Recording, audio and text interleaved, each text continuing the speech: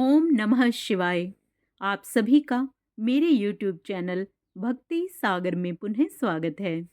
आज के अपने इस वीडियो में हम पौष मास के कृष्ण पक्ष में पड़ने वाले त्रयोदशी व्रत की तिथि, पूजा का शुभ समय, पूजा विधि व कुछ विशेष उपायों को जानेंगे। आज का अपना वीडियो शुरू करने से पहले आप सभी से विनम्र प्रार्थना है, यदि आप मेरे चैनल पर नए आए हैं और अभी तक मेरे चैनल को सब्सक्राइब नहीं किया है तो व्रत त्योहारों से संबंधित सभी जानकारियां प्राप्त करने के लिए, सभी व्रत कथाएं सुनने के लिए तथा पौष मास में प्रतिदिन के महात्म्य सुनने के लिए कृपया मेरे चैनल को सब्सक्राइब अवश्य करें। वीडियो यदि पसंद आता है तो लाइक एंड शेयर भी करें। प्रदोष व्रत भगवान शिव की पूजा को समर्पित है। इस दिन उनकी पूजा अर्चना करने से साधक को मनोवांछित फलों की प्राप्ति होती है। यह व्रत हर माह के कृष्ण और शुक्ल पक्षों की त्रयोदशी तिथि को रखा जाता है। मान्यता है कि प्रदोष व्रत पर उपवास रखने से मनचाहा वर पाने की कामना पूरी होती है। यह तिथि सुहागिन महिलाओं के लिए और भी खास मानी जाती है। इस दिन शिव परिवार की उपासना करने से वैवाहिक जीवन सुखमय होता है।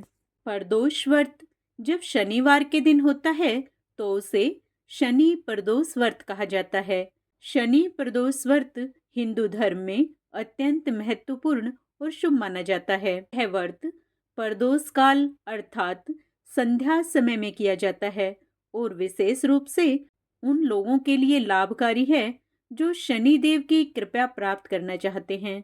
शनि देव को कर्म फल दाता और न्याय का देवता माना जाता है।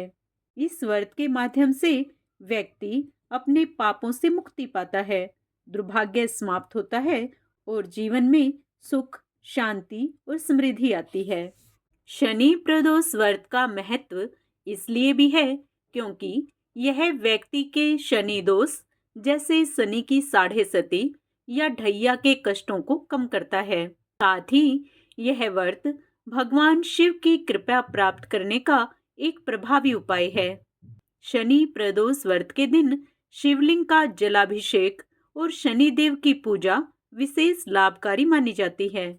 इस व्रत के माध्यम से व्यक्ति अपने पापों से मुक्ति पाता है, दुर्भाग्य समाप्त होता है और जीवन में शांति, सुख और समृद्धि का आगमन होता है। वैदिक पंचांग के अनुसार पौष माह के कृष्ण पक्ष की त्रयोदशी तिथि का आरंभ 28 दिसंबर को देर रात 2:28 पर होगा।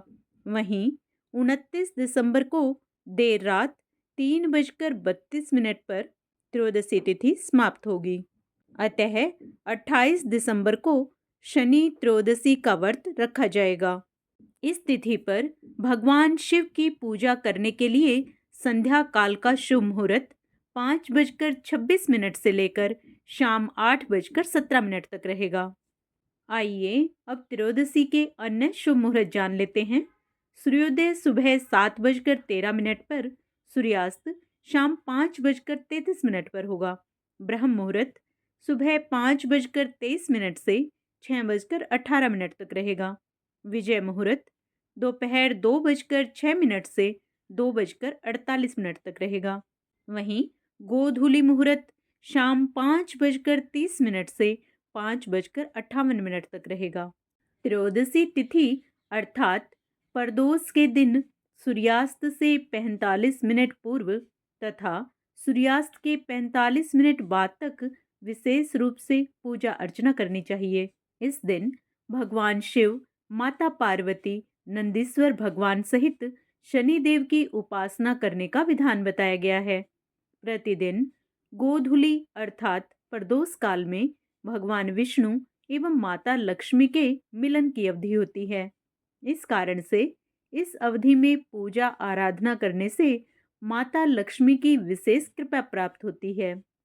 इस समय स्नान आदि से निवृत्त होकर पूजा स्थल की साफ सफाई करके पूजा स्थल में विद्यमान सभी देवताओं को शुद्ध जल से स्नान कराने के बाद उपलब्ध सामग्री से पूजन करने के बाद सबका ध्यान करना चाहिए।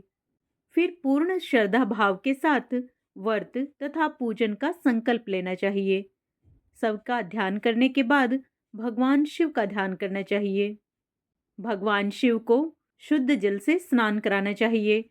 फिर दूध, दही, पंचामृत, घी, चीनी, शहद, चंदन, सुगंधित द्रव्य, भांग एवं भस्म से विधि पूर्वक स्नान कराने के बाद वस्त्र यज्ञोपवीत भगवान शिव को अर्पित करने के बाद भगवान शिव को अक्षत, चंदन, रोली, अबीर, गुलाल, अभ्रक, भस्म, भांग, बेलपत्र, धतूरा, समी पत्र के साथ साथ भोग के लिए मौसमी फल, मिष्ठान, पान, सुपारी, इलायची भगवान शिव को अवश्य अर्पित करने चाहिए। इसके बाद प्रदोष व्रत की कथा का स्मरण करने के उपरांत प्रसाद ग्रहण करते हुए पूजन का समापन करना चाहिए। शनि प्रदोष व्रत के दिन सुख समृद्धि के लिए तथा शनि ग्रह के अच्छे फलों की प्राप्ति के लिए कुछ विशेष उपाय भी कर सकते हैं। शनि प्रदोष के दिन शिवलिंग पर जल, दूध, शहद और गंगा जल चढ़ाएं। इसमें बेलपत्र, धतूरा और आक के फूल भी अर्पित करें। यह शनि दोष को शांत करता है और भगवान शिव की कृपा प्राप्त होती है। इसके साथ ही शनि देव को प्रसन्न करने के लिए काले तिल, सरसों का तेल, लोहे के बर्तन, कंबल और काले वस्त्र का दान करें। इन वस्तुओं का दान शनि दोष और दुर्भाग्य को समाप्त करता है। शनिदेव हनुमान जी के भक्त हैं। शनि प्रदोष व्रत के दिन हनुमान चालीसा का पाठ करें और उन्हें गुड़ और चने का भोग लगाएं। इससे शनि की साढ़े साती और ढैया के प्रभाव कम होते हैं। शनि देव को न्याय प्रिय देवता माना जाता है। इस दिन गरीबों और जरूरतमंदों को भोजन, वस्त्र और धन का दान करें। इससे जीवन में सुख, शांति और समृद्धि आती है। घर में शनि यंत्र स्थापित करें और उसकी नियमित पूजा करें। इससे घर में सकारात्मक ऊर्जा का संचार होता है और शनि ग्रह से जुड़े दोष समाप्त होते हैं। शनि प्रदोष के दिन पीपल के वृक्ष की जड़ में जल अर्पित करें और दीपक जलाएं। पीपल के वृक्ष की 7 बार परिक्रमा करें। इससे शनिदेव की कृपा प्राप्त होती है। शनि देव के मंत्र ओम सम शनिश्चराय नमः का 108 बार जाप करें। यह मंत्र शनिदेव को प्रसन्न करता है और जीवन की बाधाओं को दूर करता है। इस दिन सात्विक आहार लें और किसी भी प्रकार के मादक पदार्थों या मांसाहार का सेवन न करें। यह शनिदेव की कृपा पाने में सहायक होता है। शनिदेव को नीला रंग अति प्रिय है। इस दिन नीले रंग के वस्त्र पहनें और नीले फूल शनिदेव को अर्पित करें। शास्त्रों के अनुसार शनि प्रदोष व्रत करने से संतान की प्राप्ति होती है, मनोकामनाओं की पूर्ति होती है, नौकरी की प्राप्ति तथा पदोन्नति की स्थिति बनती है, व्यापार में वृद्धि होती है, अभीष्ट फलों की प्राप्ति होती है। जन्म कुंडली में चंद्रमा से संबंधित सभी प्रकार के दोष दूर होते हैं, मानसिक बेचैनी खत्म होती है, दरिद्रता का नाश होता है। शनि की शुभ कृपा प्राप्ति से साढ़े साती, ढैया आदि के नकारात्मक प्रभाव से मुक्ति मिलती है, लंबी आयु की प्राप्ति होती है तथा भगवान शिव, माता पार्वती की विशेष कृपा प्राप्त होती है। शास्त्रों के अनुसार प्रदोष व्रत के पीछे एक कथा प्रचलित है। एक बार चंद्रमा को अक्षय रोग हो गया था, जिससे अत्यंत पीड़ा की स्थिति उत्पन्न हो गई थी। तब चंद्रमा द्वारा भगवान शिव की उपासना पूर्ण विधि विधान के साथ की गई। चंद्रमा की उपासना से भगवान शिव प्रसन्न हुए और उनके अक्षय रोग की पीड़ा को अर्थात चंद्रमा के दोष को उन्होंने दूर कर दिया। जिस दिन भगवान शिव ने चंद्रमा का यह दोष दूर किया था, वह दिन त्रयोदशी था।